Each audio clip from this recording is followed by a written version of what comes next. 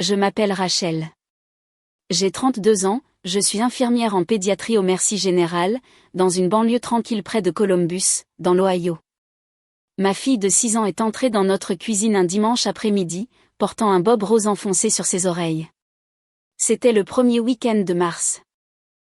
Les arbres à l'extérieur commençaient tout juste à bourgeonner, et je lui préparais un croque-monsieur comme elle l'aimait, sans la croûte et coupée en parfait petit rectangle. Elle n'a pas couru vers moi comme d'habitude. Elle n'a pas babillé à propos du gâteau ou des petits cadeaux de la fête. Elle est restée sur le pas de la porte de la cuisine, ses petites épaules recroquevillées comme si elle essayait de disparaître, et elle a lentement levé ses deux mains. Elle a soulevé le chapeau. Ses cheveux avaient disparu. Ils n'étaient pas coupés ou coiffés, ils étaient massacrés. Des morceaux dentelés coupés à ras du cuir chevelu. À certains endroits, c'était si court que je pouvais voir sa peau rose. La longue tresse soyeuse qu'elle laissait pousser depuis l'âge de 3 ans, la tresse que j'enroulais autour de mon doigt pendant qu'elle dormait, la tresse que je sentais quand elle grimpait sur mes genoux, avait disparu. Au-dessus de son oreille gauche, il y avait une petite coupure, du sang séché incrusté dans ce qu'il restait de ses cheveux. Ses yeux, ces grands yeux bruns dont son père disait qu'ils ressemblaient à ceux d'un faon, se sont remplis de larmes qui ont fini par couler. Ma tante a dit que mes cheveux étaient trop beaux, maman, a-t-elle chuchoté. Elle a dit que ce n'était pas juste pour Chloé. Je n'ai pas crié. Je n'ai pas pleuré. Je n'ai posé aucune question. Mon esprit s'est complètement figé. C'était le genre de silence que l'on n'entend que juste avant que quelque chose ne se brise en deux. Je me suis agenouillée sur le sol de la cuisine. J'ai embrassé doucement son front. Je lui ai dit qu'elle était la petite fille la plus courageuse que je connaisse, et que maman n'était pas en colère, pas contre elle, jamais contre elle. Je l'ai accompagnée jusqu'au canapé et j'ai mis son dessin animé préféré. Ensuite, j'ai pris le téléphone et j'ai appelé ma sœur, qui habitait à 4 pâtés de maison. Viens chez moi tout de suite. Ne me demande pas pourquoi. Viens, c'est tout. Elle était à ma porte d'entrée en 6 minutes. Quand elle a vu Lily sur le canapé, elle a arrêté de respirer. Je ne l'ai pas laissé parler. J'ai serré son épaule, j'ai attrapé mes clés, mon téléphone, et je suis sortie par la porte d'entrée dans la pâle lumière du soleil de mars. Je n'étais plus une mère. J'étais un scalpel. Mais avant que je ne vous dise ce que j'ai fait à la femme qui a posé des ciseaux sur la tête de mon bébé, rendez-moi un service. Cliquez sur le bouton d'abonnement, laissez un j'aime, et dites-moi dans les commentaires, d'où regardez-vous cette vidéo ce soir ? Je suis restée assise dans ma voiture, dans l'allée, pendant 1 minute entière avant de tourner la clé. Mes mains ne tremblaient pas. Elles étaient d'une stabilité qui me faisait peur. J'ai regardé la maison que mon mari Daniel et moi avions achetée il y a 4 ans. Celle avec les volets jaunes et la couronne que j'avais fabriquée moi-même à Pâques dernier. Elle ressemblait à la maison d'une famille heureuse. Elle était censée être la maison d'une famille heureuse. Et j'avais laissé un poison franchir la porte d'entrée année après année, souriant, portant des sacs cadeaux, ébouriffant les cheveux de ma fille. Le nom de ma belle-sœur était « ma belle-sœur ». Je ne l'appelle jamais par son prénom. Pas maintenant. Plus jamais. Elle avait 37 ans. Devenue blonde grâce à un coloriste de Cleveland qui prenait plus cher pour un seul rendez-vous que ma mensualité de voiture. Des yeux d'un bleu glacial. Un sourire qu'elle pratiquait devant son anneau lumineux à 4 heures du matin avant que les bébés ne se réveillent. Elle gérait un compte sur les réseaux sociaux avec 243 000 abonnés. La marque s'appelait The Golden Morning. Il y avait des partenariats avec une entreprise de yaourt bio, une ligne de vêtements pour enfants, et une entreprise de matelas qui lui avait un jour envoyé un lit à $7 000 en échange d'un réel. Sa fille Chloé avait 7 ans. Une enfant douce et silencieuse qui tressaillait chaque fois que sa mère corrigeait sa posture. Toute la vie de ma belle-sœur n'était qu'une photographie. Et ma fille avait été une petite tache non approuvée sur le bord du cadre. J'ai fermé les yeux et j'ai laissé les souvenirs remonter. Ça n'a pas commencé avec des ciseaux. Ça a commencé avec des légendes de photos. À la naissance de Lily, ma belle-sœur est venue à l'hôpital avec des ballons et a pris une photo avec Lily dans les bras. Elle l'a publiée plus tard avec la légende « Bienvenue à une petite cousine dans la famille Golden ». Chaque fleur s'ajoute au bouquet. Cela semblait mignon. Je ne savais pas alors que dans son monde, chaque fleur avait un rang, et que ma fille allait passer 6 ans à se faire tailler. Chloé avait 1 an de plus. À chaque fête d'anniversaire, le gâteau de Chloé était la pièce maîtresse et le contenu principal. Lily était assise dans un coin avec une assiette.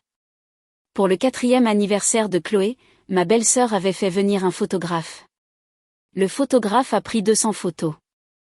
Sur celle que ma belle-sœur a postée plus tard, Lily apparaissait exactement une fois, un coup de flou en arrière-plan.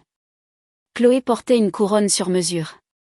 Lily portait une robe de supermarché. Je l'avais repassée à minuit. Quand Lily a eu 4 ans, elle a commencé à laisser pousser ses cheveux. Ils sont devenus épais, foncés et un peu ondulés, comme l'avaient été ceux de ma mère.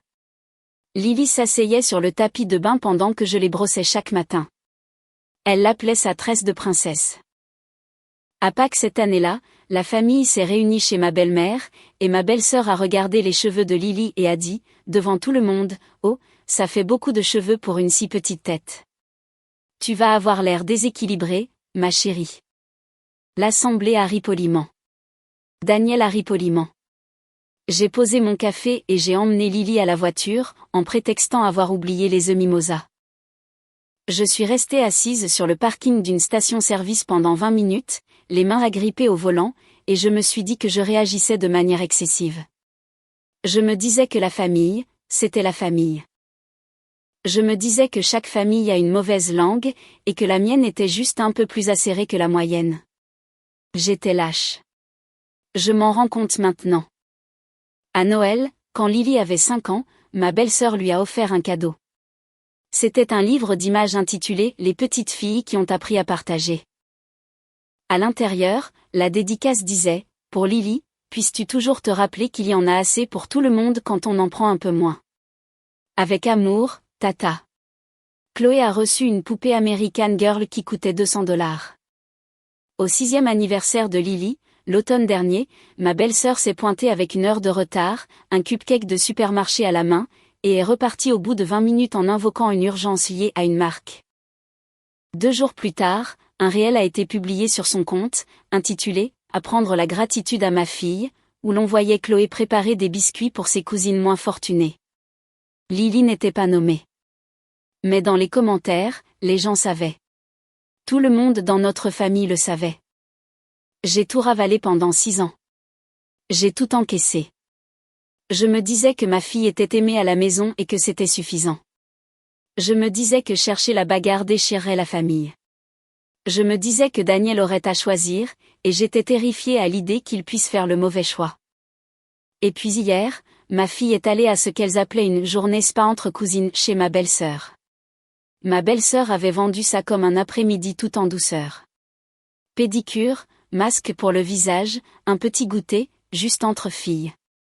Daniel faisait un double service. J'avais une réunion d'infirmières en chef que je ne pouvais pas reporter. J'ai déposé Lily à midi.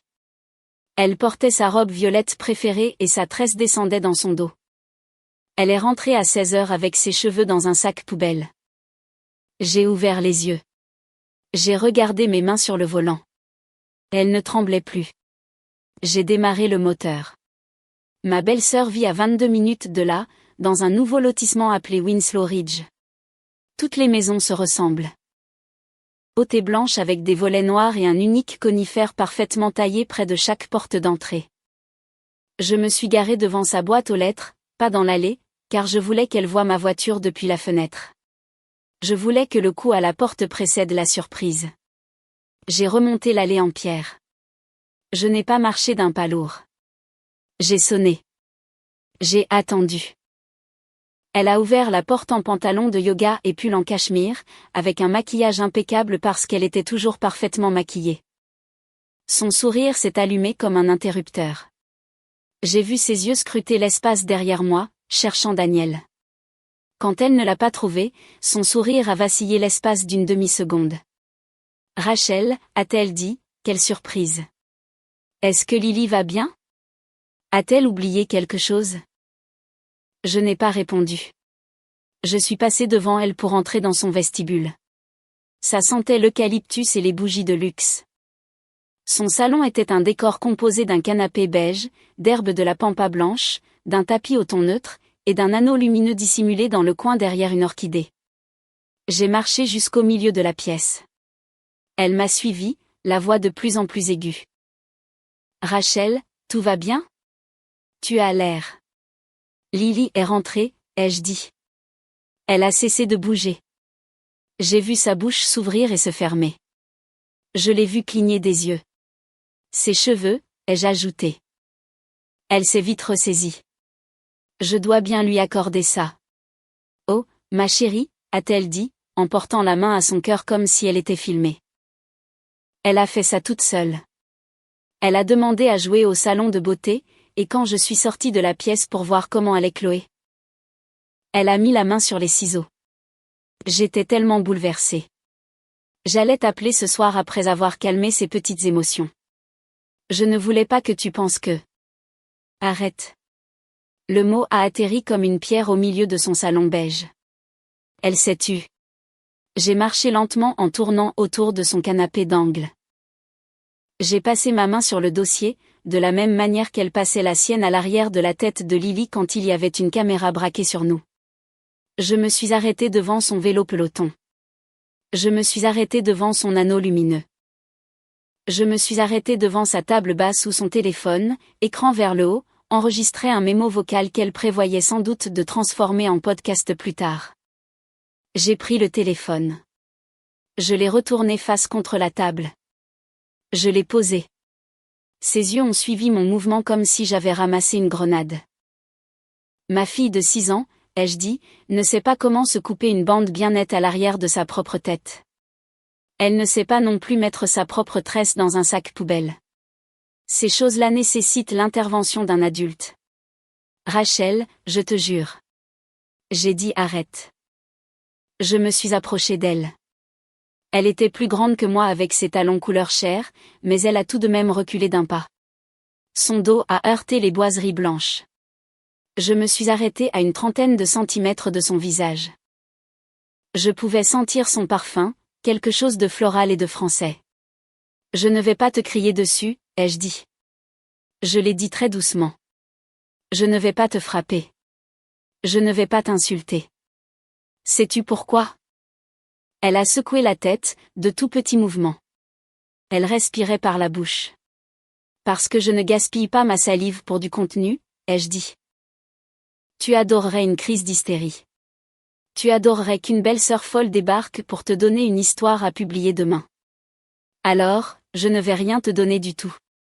Je vais sortir de cette maison, et la prochaine fois que tu entendras mon nom, ça ne viendra pas de moi. J'ai reculé. J'ai lissé le devant de ma veste. Je lui ai souri, un petit sourire poli, de la même manière qu'elle m'avait souri lors d'une centaine de dîners. Tu as une ravissante maison, ai-je dit. Elle rend vraiment bien en photo. J'ai marché vers la porte. J'avais la main sur la poignée lorsqu'elle m'a interpellée, sa voix se brisant pour la première fois en 6 ans. Rachel, attends, s'il te plaît. Laisse-moi juste. C'est ma nièce. Je l'aime. Je ne ferai jamais. J'ai ouvert la porte. Je ne me suis pas retournée. Garde ça pour le réel d'excuses, ai-je dit. J'ai pris le chemin le plus long pour rentrer à la maison, pour pouvoir réfléchir. Quand je suis retournée chez moi, Lily était endormie sur les genoux de ma sœur Emma, sous une couverture. Emma a levé les yeux vers moi. J'ai mis un doigt sur mes lèvres. J'ai porté Lily à l'étage, je l'ai couchée dans son lit, j'ai dégagé de son front les pointes inégales de ses cheveux, et je l'ai embrassée une fois. Ensuite, je suis redescendue. Emma, j'ai besoin que tu restes avec elle ce soir. Dors dans la chambre d'Amy. Ne laisse pas Daniel entrer dans sa chambre avant que je te le dise. Rachel, qu'est-ce que tu vas faire? Je vais construire un mur. Je me suis assise à la table de la cuisine avec mon ordinateur portable et j'ai commencé. D'abord, l'épreuve. Je suis remontée, pendant qu'elle dormait, j'ai pris des photos.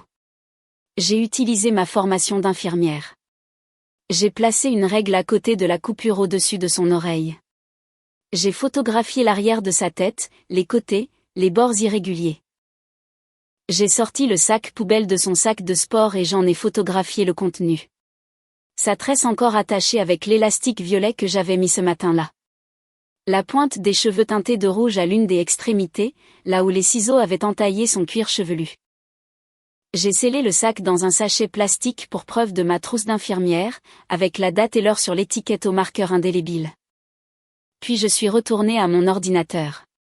J'ai téléchargé toutes les photos que ma belle-sœur avait publiées où apparaissait ma fille.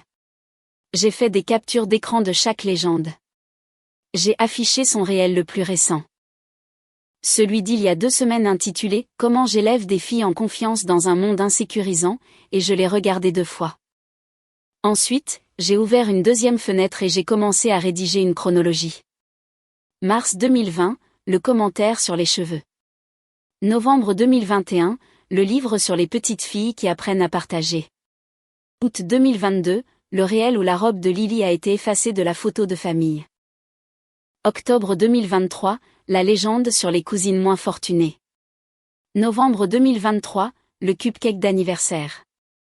Mars 2024, les ciseaux. 6 années proprement répertoriées, datées, sourcées avec des liens. À 6 heures du matin, j'ai appelé ma pédiatre. Je lui ai tout raconté. Elle m'a demandé de lui amener Lily à 8 heures. J'ai appelé Emma pour qu'elle descende, je lui ai dit de préparer Lily, et pendant qu'elle s'habillait, j'ai passé un autre appel. Cabinet du docteur Shaw, ici Marsha. Shaw était une psychologue pour enfants que mon infirmière en chef m'avait recommandée il y a 2 ans lorsqu'une famille de patients avait eu besoin d'une orientation. Je n'avais jamais fait appel à elle. J'espérais ne jamais avoir à le faire. Je m'appelle Rachel. Je suis infirmière au Merci Général. Ma fille de 6 ans a été agressée physiquement et émotionnellement par un membre de la famille hier, et j'ai besoin qu'elle soit vue cette semaine. Je me fiche de ce que ça coûte. Je me fiche de devoir conduire jusqu'à Cincinnati. Marsha m'a donné un rendez-vous pour mardi matin, puis j'ai appelé une avocate. Je ne voulais pas d'un avocat de la famille. Je ne voulais pas de quelqu'un qui me suggérerait une médiation. Je voulais une femme qui avait vu le pire de ce que les familles peuvent faire aux enfants et qui avait fait des études de droit spécifiquement pour y mettre fin. Je l'avais trouvée dans un article de presse locale datant d'il y a 3 ans. Elle s'appelait Déborah. Son annonce disait qu'elle était spécialisée dans la protection de la famille et les ordonnances restrictives. J'ai appelé son cabinet. Son assistant a dit qu'elle avait eu une annulation à 13 heures. À 8 heures, j'ai emmené Lily chez la pédiatre. Les infirmières ont pleuré. La médecin n'a pas pleuré. Elle a mesuré la coupure au-dessus de l'oreille de Lily. Elle a pris ses propres photos. Elle a rédigé un rapport utilisant l'expression « traumatisme non accidentel compatible avec l'utilisation de ciseaux tenus par un tiers adulte ». Elle l'a signé. Elle m'en a donné une copie notariée dans l'heure, ainsi qu'un numéro de signalement obligatoire au service de protection de l'enfance. À 10 heures, j'ai emmené Lily chez Emma. Je l'ai serrée dans mes bras et je lui ai dit qu'elle allait colorier avec Tata et M pendant un moment et que maman avait des courses de grandes personnes à faire. Elle a hoché la tête comme une enfant qui avait soudainement appris, bien trop jeune, que les grandes personnes ont des courses de grandes personnes. Ça a brisé quelque chose dans ma poitrine. Je l'ai embrassée 3 fois avant de partir. À 13 heures, je suis entrée dans le bureau de Déborah et j'ai tout posé sur son bureau. Les photos, le sac poubelle scellé et étiqueté, le rapport de la pédiatre, la chronologie, le registre de 6 ans de publication, de légendes et de retouches. Déborah était une petite femme aux cheveux gris acier. Elle a d'abord regardé les photographies. Elle a regardé la tresse dans le sac. Elle a regardé le rapport médical. Puis, elle m'a regardé. Dans quelle mesure votre mari est-il au courant de tout cela? Il sait qu'elle est rentrée avec les cheveux coupés. Il dormait quand je suis rentrée la nuit dernière. Je ne lui ai pas dit le reste. Pourquoi pas? Parce que sa sœur est une professionnelle de l'apitoiement et qu'il est un gardien de la paix professionnel, et que si je le lui dis avant que nous ne déposions plainte, elle aura une déclaration? Un avocat et une publication sur son parcours de santé mentale en ligne avant le coucher du soleil. Je dois agir plus vite qu'elle ne peut manipuler les choses. Déborah a hoché la tête et, Pour la première fois, elle a souri. Ce n'était pas un sourire chaleureux. C'était le sourire d'une femme qui avait attendu toute sa carrière une cliente qui avait déjà fait ses devoirs. Nous pouvons déposer une demande d'ordonnance de protection civile d'urgence cet après-midi, a-t-elle dit. Étant donné les documents médicaux et l'âge de l'enfant, je peux obtenir une ordonnance temporaire d'ici demain matin. Nous la lui ferons signifier au travail ou à l'endroit le plus public et le plus gênant possible.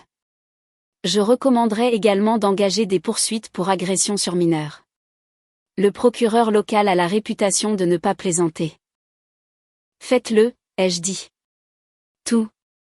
Quand je suis rentrée à la maison ce soir-là, Daniel était dans la cuisine en train de préparer des pâtes.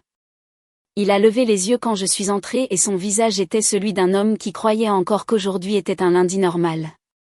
Et, où est Lyle ? Chez Emma. Pourquoi ? J'ai posé mon sac sur le comptoir. Je l'ai ouvert. J'ai étalé les photographies de la tête de notre fille une par une comme des cartes à jouer. J'ai posé le gros plan de la coupure. J'ai posé un arrêt sur image du réel Instagram de sa sœur d'il y a 2 semaines. Souriante à côté de Lily, ébouriffant le haut de sa tresse d'une main. J'ai fait écouter le message vocal de la pédiatre sur haut-parleur. Daniel a posé sa cuillère en bois, son visage s'est vidé de toute expression. Rachel, a-t-il chuchoté. Oh mon Dieu. Je ne te demande pas de choisir un camp ce soir, Daniel, ai-je dit.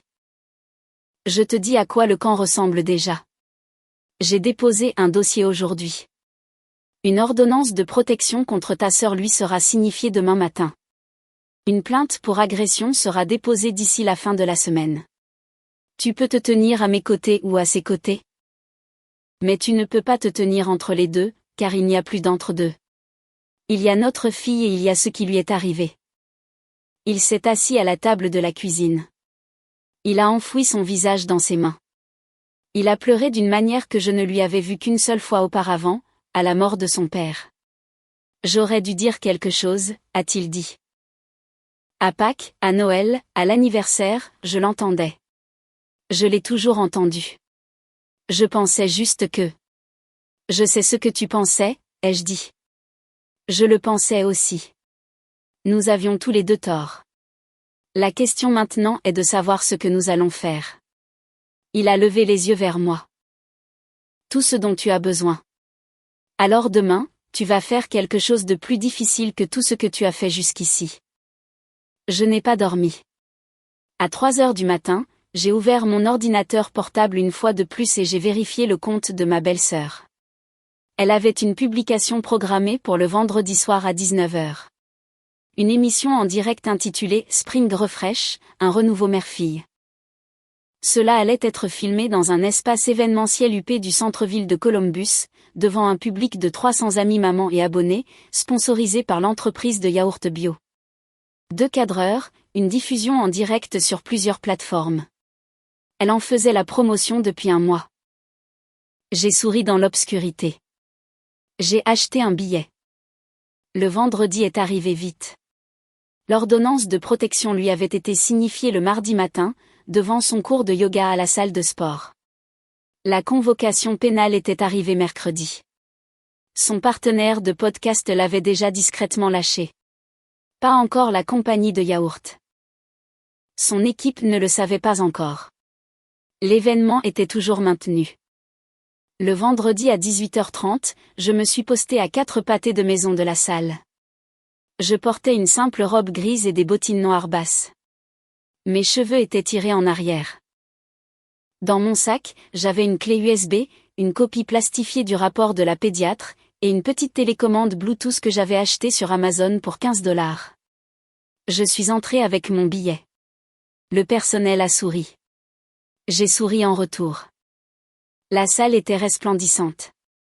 Des guirlandes lumineuses, des nappes au ton pastel, des pivoines roses sur chaque table. Un grand écran derrière la scène diffusait en boucle les meilleurs moments du contenu sur la maternité de ma belle-sœur. Cinématographique. Retouché. Un mensonge de 5 mètres de haut. J'ai trouvé un siège au 3e rang, pile au centre. Je l'ai regardé arriver sur la musique d'un remix de berceuse populaire. Elle portait du blanc. Elle a souri à la foule comme si elle la possédait. Elle ne m'a pas vu tout de suite, et quand ce fut le cas, son sourire n'a pas changé parce que son sourire n'était plus rattaché à rien de réel. Elle a directement enchaîné sur son introduction, celle que je l'avais vue répéter dans ses stories 3 fois cette semaine-là. Salut les mamans. Je suis si heureuse que vous soyez là ce soir. Dans un monde qui essaie constamment de dire à nos filles qu'elles ne sont pas assez bien, je veux parler de la façon dont nous pouvons devenir ce refuge de douceur où elles peuvent atterrir. Elle a fait une pause pour les applaudissements. Le public les lui a donnés. Ses yeux ont glissé au-delà de moi pour se fixer sur le mur du fond. J'ai levé la main. Elle l'a vu. Son visage s'est crispé. L'animatrice sur scène l'a vu aussi.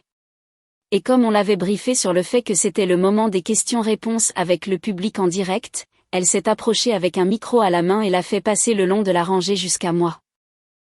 Je me suis levée. Bonjour, ai-je dit. Ma voix a porté dans la salle sans se briser.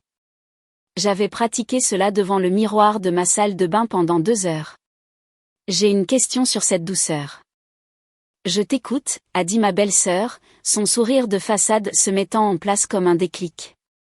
Que fait une mère, ai-je dit, quand la personne qui fait du mal à sa fille est habillée en blanc sur une scène et se qualifie elle-même de refuge?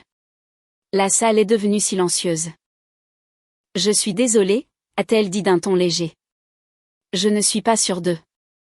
J'ai sorti mon ordinateur de mon sac. J'avais préparé l'équipe technique à l'avance. Un pourboire de $50 et un mot remis au technicien à 18h45 qui disait « Je suis la belle-sœur. J'ai des preuves de maltraitance sur enfant à présenter. S'il vous plaît, basculez l'écran sur mon ordinateur quand je cliquerai. » J'avais parié qu'il était père de famille. Il l'était. Il avait dit oui sans ciller. J'ai cliqué sur le bouton Bluetooth. L'écran derrière elle a scintillé. La compilation de vidéos a disparu. La première photographie a rempli 5 mètres de mur. La tête de ma fille de dos, taillée en pièces. La coupure au-dessus de son oreille. Le sang séché dans les cheveux coupés ras et inégaux. Le halètement a été énorme. Il est sorti de 300 mères en même temps et a balayé la salle comme une tempête. Ma belle-sœur a fait volte-face. Quand elle a vu l'écran, ses genoux ont flanché. Elle s'est rattrapée au bord de la scène d'une main. C'est ma fille de 6 ans, ai-je dit dans le micro. C'est ce qui lui est arrivé dimanche dernier lors d'une journée spa entre cousines chez cette femme. Clique, la photographie suivante. La tresse dans le sac, rouge à la pointe. C'est la tresse qu'elle laissait pousser depuis qu'elle avait 3 ans. Cette marque rouge, c'est du sang. Clique, le rapport de la pédiatre agrandi. L'expression « traumatisme non accidentel » en gras. C'est le rapport médical signé par notre pédiatre lundi matin. Clique, une capture d'écran d'un réel d'il y a 2 semaines. Ma belle-sœur souriant à la caméra avec sa main sur le haut de la tresse de ma fille.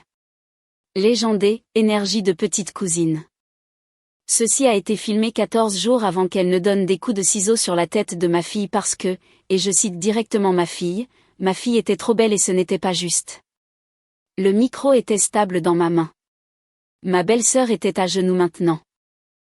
L'animatrice était pétrifiée. L'un des cadreurs avait la main sur la bouche. La diffusion en direct, j'ai appris plus tard, tournait toujours. 41 000 personnes regardaient. Une femme de rangée devant moi s'est levée lentement. Elle avait peut-être 50 ans. Les cheveux gris. Un cardigan tout simple.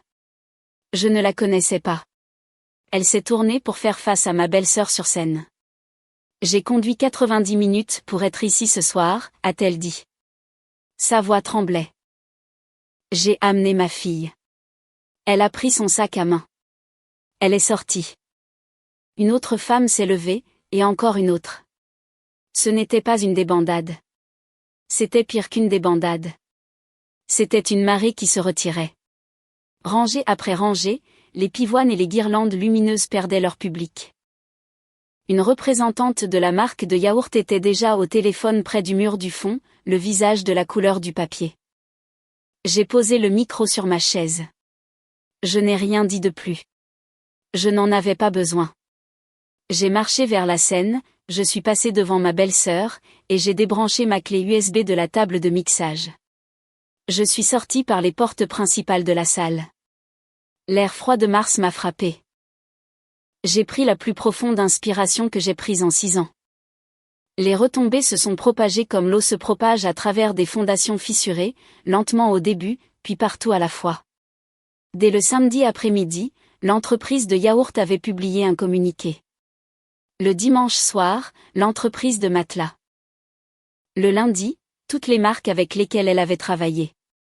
Son nombre d'abonnés a chuté de 60 000 en 72 heures. La ligne de vêtements qu'elle devait lancer ce mois d'avril-là a été discrètement annulée. Un nouveau podcast était prêt à la signer. Il ne l'a pas fait. L'affaire pénale a suivi son cours. Elle a plaidé coupable. Un délit de classe 1, une amende qu'elle pouvait payer. 2 ans de mise à l'épreuve, une thérapie obligatoire pour la gestion de la colère, et une ordonnance de protection civile permanente lui interdisant tout contact avec ma fille. Aucune peine de prison. Les femmes blanches et riches en Cachemire voient rarement l'intérieur d'une cellule. Mais pour elle, la prison aurait été plus facile que la vie qui l'attendait désormais. Car la vérité, c'est qu'elle n'avait plus de vie. Elle avait une maison à Winslow Ridge remplie d'accessoires pour une carrière qui n'existait plus. 2 semaines plus tard, son avocat a demandé une réunion de médiation. Elle voulait s'excuser. Son avocat a laissé entendre que cela pourrait l'aider pour sa condamnation. J'ai failli dire non. Puis j'ai décidé que je voulais la voir une dernière fois, non pas comme une victime, mais comme la personne qui avait mis fin à son règne. Nous nous sommes rencontrés dans une salle de conférence en centre-ville. Elle portait un pull marron que je ne lui avais jamais vu. Pas de maquillage. Les racines de ses cheveux apparentes. Elle avait maigri du visage d'une manière qui la faisait paraître plus âgée que ma propre mère. Quand je suis entrée, elle a tressailli. Elle a lu ses excuses sur un morceau de papier. Ses mains tremblaient. Je veux que tu saches que ce que j'ai fait était mal. Je luttais contre mes propres insécurités, mes propres comparaisons. La pression que je subissais en tant que créatrice de contenu. J'ai passé mes nerfs sur une enfant et je le regretterai pour le reste de ma vie. J'espère qu'un jour tu pourras. Arrête. Elle s'est arrêtée. Tu n'as pas passé tes nerfs sur une enfant, ai-je dit. Tu l'as planifié. Tu l'as invitée. Tu m'as dit que c'était une journée spa. Tu as attendu que ta propre fille soit dans la pièce d'à côté. Tu es allé chercher des ciseaux. Tu as coupé les cheveux de mon bébé parce que des inconnus sur Internet t'avaient rendu jalouse d'une enfant de 6 ans. Ce n'est pas une erreur. C'est une décision. Elle a commencé à pleurer. Tu as toujours été jalouse d'elle, ai-je dit, parce qu'elle est tout ce que tu as prétendu être. Elle est chaleureuse, elle est gentille et elle est réellement aimée, pas suivie. Aimée. C'est quelque chose que tes 300 000 inconnus ne pourraient jamais t'offrir et tu le savais. Alors tu as essayé de le lui arracher du cuir chevelu. Elle a baissé la tête. Tu vas passer le reste de ta vie, ai-je ajouté, assise dans une pièce magnifiquement décorée que personne ne veut photographier. Pas de marque. Pas de cousin. Pas de mariage. Pas d'enterrement. Ma fille va grandir, elle aura son premier bal, son premier petit ami, son mariage. Et ses propres enfants, et personne ne t'en parlera. Tu mourras dans cette maison, et la dernière personne à te voir sera un étranger. Je me suis levée. Ne prononce plus jamais son nom. Ni dans des excuses, ni dans une prière, ni dans une légende. Elle ne t'appartient plus. Elle ne t'a jamais appartenu. Je suis sortie. J'ai pris l'ascenseur jusqu'au rez-de-chaussée. Je suis sortie sur un trottoir de Columbus par un chaud après-midi d'avril. Un bus est passé. Un enfant à vélo a fait sonner sa sonnette. J'ai réalisé que je pouvais de nouveau sentir mes propres épaules. Cet été-là, nous avons déménagé. Daniel et moi sommes restés mariés, de justesse, après une année de thérapie de couple où il a fait la majeure partie de la conversation et moi la majeure partie de l'écoute. Il a dû regagner sa place auprès de moi et de Lily, une phrase honnête à la fois. Il a coupé les ponts avec sa sœur. Sa propre mère a pris le parti de sa sœur pendant un moment, puis elle a changé d'avis. C'était son problème, à elle de le résoudre. Nous ne l'avons pas attendu. Notre nouvelle maison était plus petite, avec des volets bleus au lieu de jaune, et un jardin plus grand. L'herbe poussait par plaques parce qu'il y avait trop d'arbres, et les écureuils volaient les tomates que j'essayais de planter en juin. J'aimais tout cela. Les cheveux de Lily ont repoussé lentement. Sa thérapeute, le docteur Shaw, l'a vue tous les mardis pendant 1 an, puis un mardi sur 2 par la suite. Lily a appris le mot « limite » avant d'apprendre à écrire en attaché. Elle a appris que ses sentiments étaient des preuves, et non des désagréments. Elle a appris qu'être jolie était un effet secondaire, et non un travail. Le 4 juillet, nous avons organisé un petit barbecue. Juste moi, Daniel, Emma, et quelques voisins. Lily est arrivée en courant à travers la cour avec ses cheveux qui lui arrivaient maintenant aux épaules, inégaux par endroits là où la repousse tentait encore de rattraper le reste, à la manière dont une forêt repousse après un incendie. Elle tenait un bâtonnet glacé dans une main, rouge, qui dégoulinait sur son poignet, sur son menton, et sur le devant de son t-shirt blanc. Elle a trébuché sur un tuyau d'arrosage et a atterri à plat dos dans l'herbe, riant si fort qu'elle ne pouvait plus respirer. La glace s'est brisée en 2 sur la pelouse. Elle a ramassé les 2 morceaux, les a regardés, m'a regardé, et a haussé les épaules. Règle des 5 secondes, maman, a-t-elle crié. Règle des 5 secondes, mon bébé. Elle a couru vers moi. Elle a grimpé sur mes genoux, collante et tachée d'herbe, et absolument, bruyamment vivante. Elle a posé sa tête contre ma poitrine. J'ai posé ma main à l'arrière de sa tête, sur les cheveux doux, courts, inégaux et en train de repousser de ma fille, et je l'ai tenue ainsi tandis que le ciel commençait à virer au rose. Maman, a-t-elle dit. Oui, mon bébé. Mes cheveux sont bizarres au toucher maintenant, mais je crois que j'aime bien. Ah oui. Ce sont les miens. J'ai fermé les yeux contre le sommet de sa tête, et j'ai remercié la femme silencieuse et de marbre qui s'était levée dans cette cuisine il y a 7 mois, et qui avait décidé qu'être gentille n'était plus la même chose qu'être quelqu'un de bien. Elle était mienne, elle aussi, et elle n'irait nulle part.